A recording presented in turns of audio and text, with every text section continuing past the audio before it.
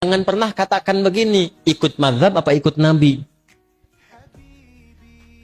Itu artinya belum belajar. Tapi jangan kita cela, itu pernyataan aneh. Karena kalau orang ngaji fikih nggak mungkin berkata demikian.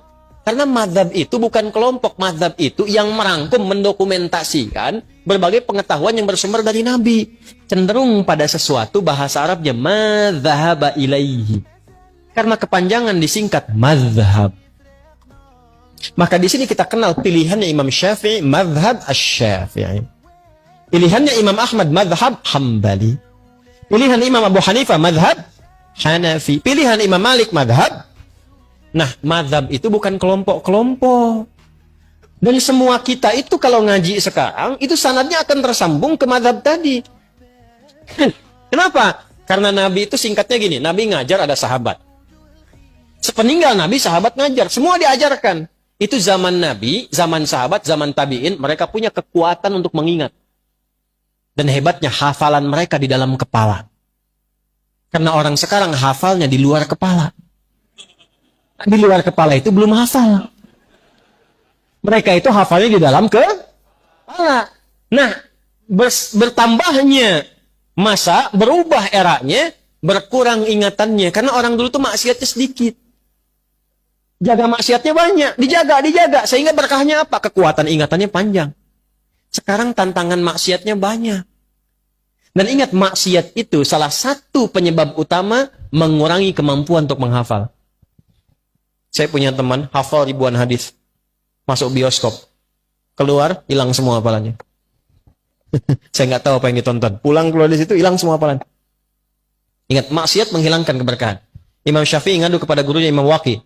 Syakautu waqi'an an su'i hifdzi fanasahani an atrukal ma'asi faqala al-ilmu nurun wa nurullahi la yunzal lil 'asi. Saya mengadu kepada guruku Imam Waqi tentang buruknya hafalanku. Kebayang enggak buruknya hafalan Imam Syafi'i? Mungkin beda titik, beda koma. Kata Imam Waqi gurunya, tinggalkan maksiat karena maksiat itu mencegah cahaya ilmu dari Allah masuk dalam kalbumu. Balik ke sini teman-teman sekalian, fokus baik-baik. Kembalikan ke kita di sini, apa yang kita lakukan?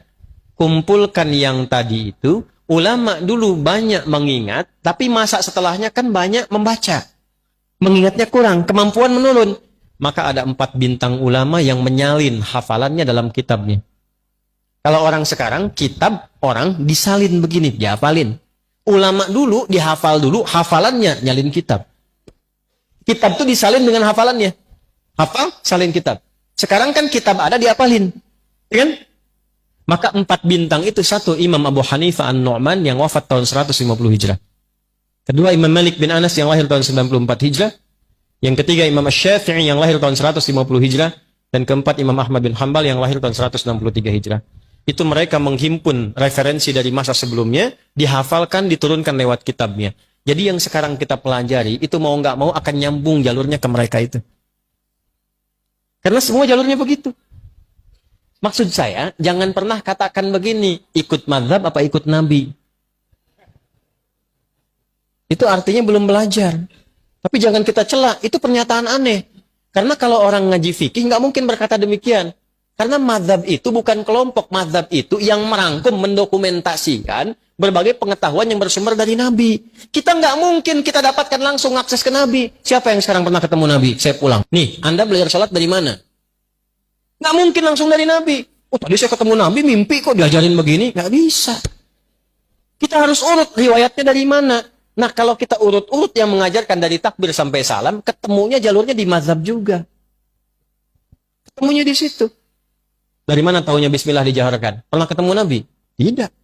Diurut sipulan sampai ke Asy-Syafi'i. Asy-Syafi'i menerima dari gurunya sipulan sampai ke Nabi. Urutan itu disebut dengan sanad namanya. Di Sahih Muslim ada babul isnad di muqaddimah. Babul isnad minad din. Jadi urutan dalam penyampai riwayat itu termasuk dalam agama. Jadi kalau salah menerima ilmunya, bisa salah ibadahnya. Nah, kita punya itu dalam Islam. Nah, dalam hal yang ada perbedaan, yang tidak sama, belajar caranya supaya tidak saling menjatuhkan. Tidak saling mencela dan merasa benar sendiri. Padahal mungkin orang lain punya alasan yang berbeda dengan kita, cuma sumbernya kembali ke Nabi.